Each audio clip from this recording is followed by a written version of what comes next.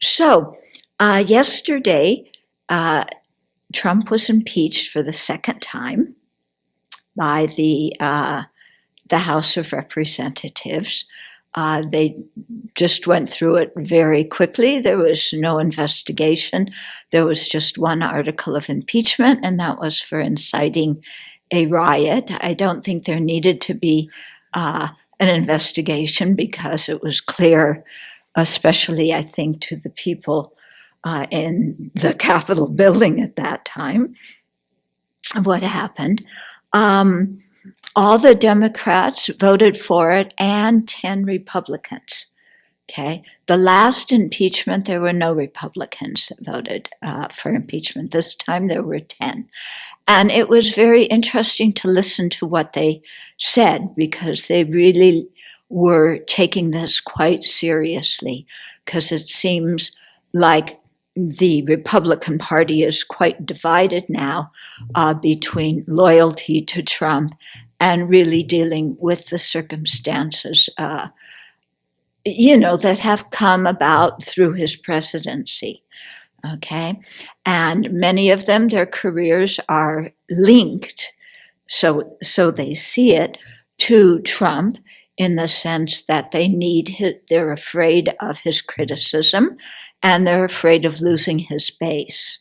However, I think these people, most of them, maybe not all of them, are smart enough to realize that Joe Biden was elected in a proper election and that Trump's denial of this and everything that happened and what he said since the election is not true. It's gone through the courts. If there were any things that were irregular in the election, it would have come out in the courts. Yeah. Meanwhile, there's some investigation going on about why everything happened on the 6th. People are surprised in terms of that because usually the very top people in the government would speak at this point about the investigation, but that's not what's happening. And some people have theorized that's because those top people might get fired if they speak fully about what the investigation is doing and what they're finding, because Trump won't like it, and it might bring more disbalance for those departments like the Department of Justice and the FBI if their top people were fired even in these last few days of Trump's administration. But still, it's very strange that they aren't saying anything because usually they would be the people who would be interviewed. They are putting out YouTube videos that people can see, but not the direct interviews with the press. What they're beginning to think from the evidence so far is that it was not a demonstration that got carried away, but it was something that was pre-planned. Okay, and one of the guys who planned the protest not the rally. I guess he planned the rally. I'm not sure what he planned, if he planned the rally or if he planned the march to the Capitol. But he said that he did it together with 3 congressmen.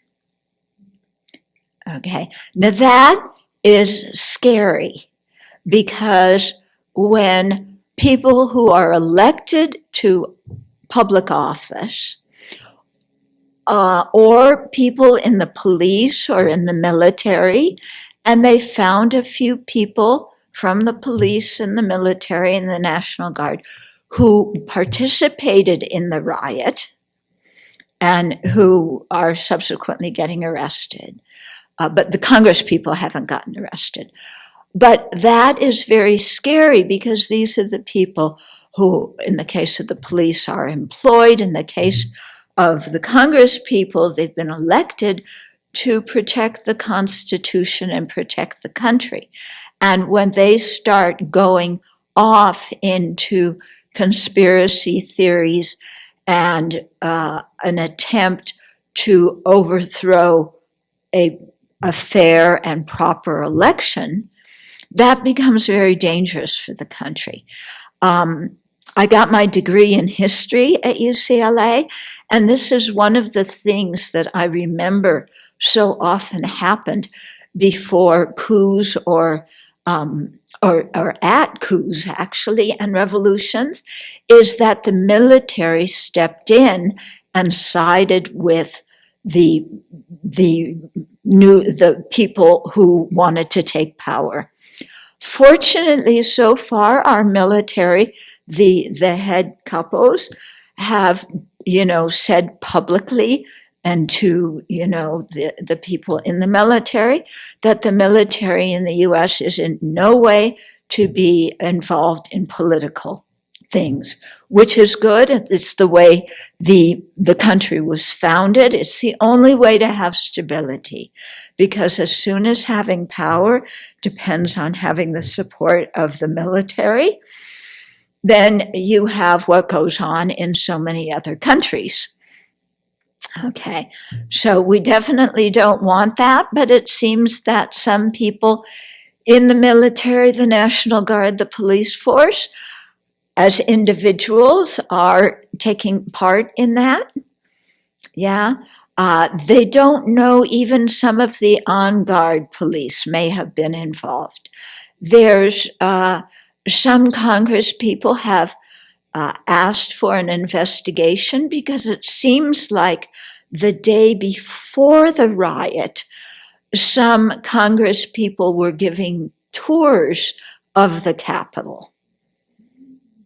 And it was more tours with more people than usual. So they want an investigation of what was going on with those tours being given. Okay. Meanwhile, they are going ahead. They're trying to find many of the people who participated in the riot. Those people are getting arrested. Some of them are getting charged, according to what they did. So that is what's happening. Now, as far as how this relates to the Dharma, again, what we can take away from it in our Dharma practice is the importance of telling the truth.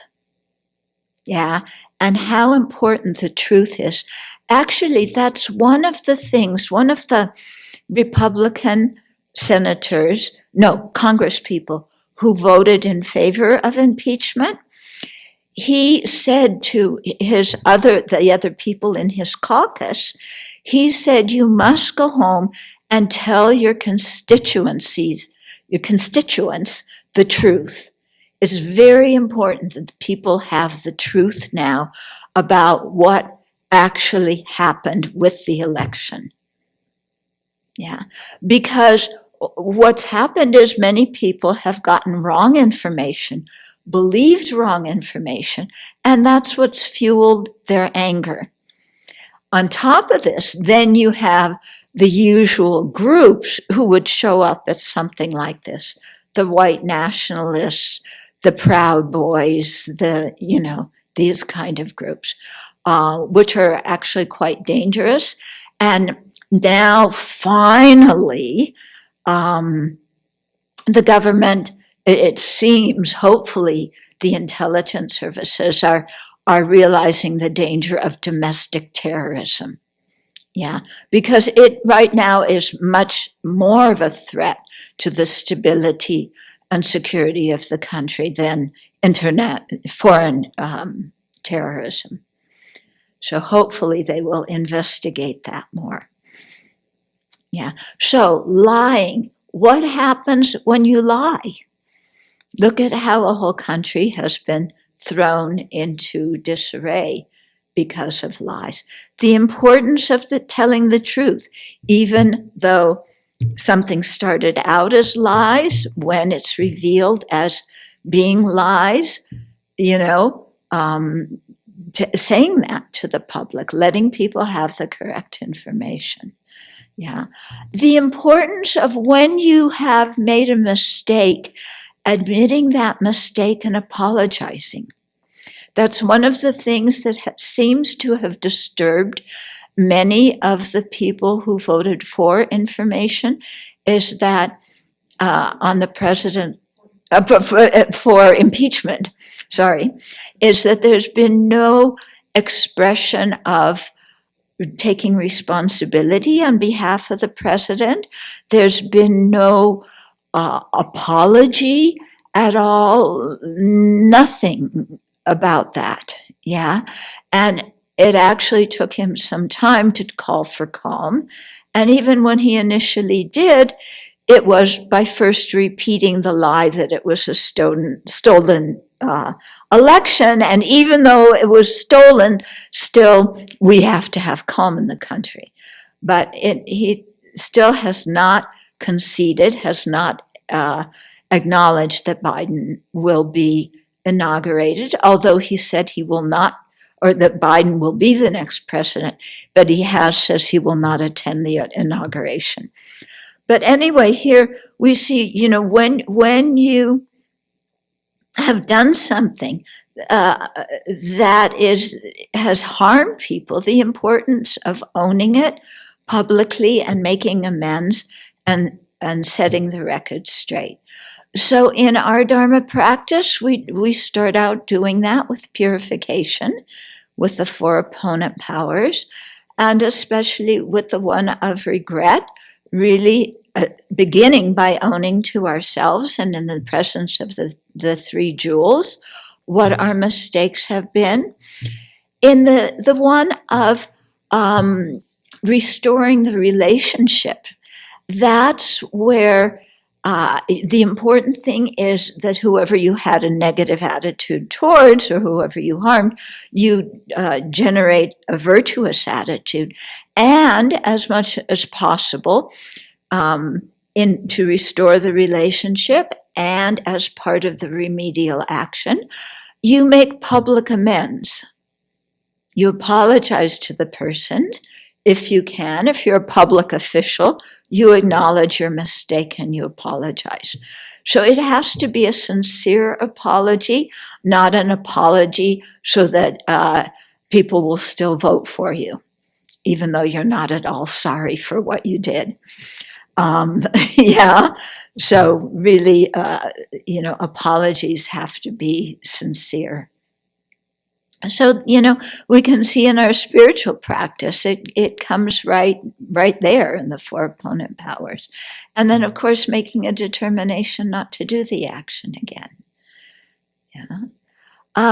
So those things really come out as strong points to me anyway, especially recalling Nagarjuna in Precious Garland, where he was directly talking to a king, who was the head of the government, and encouraging him to be truthful again and again. If you go through Precious Garland, he mentions truth-telling many, many, many times. Yeah, he really hammered it in. So, I keep coming back to that. You can see it so clearly in this situation. And then really setting things right again, telling the truth, coming out clean for what you know in your heart is correct, even though it may be at some personal sacrifice. For example, another one of the Republicans who voted for impeachment, he said afterwards, because he said his constituents had all different sorts of views on what he should do. But he said, he just looked inside and he contemplated, and he voted for impeachment, and he feels completely at peace with his decision to do that.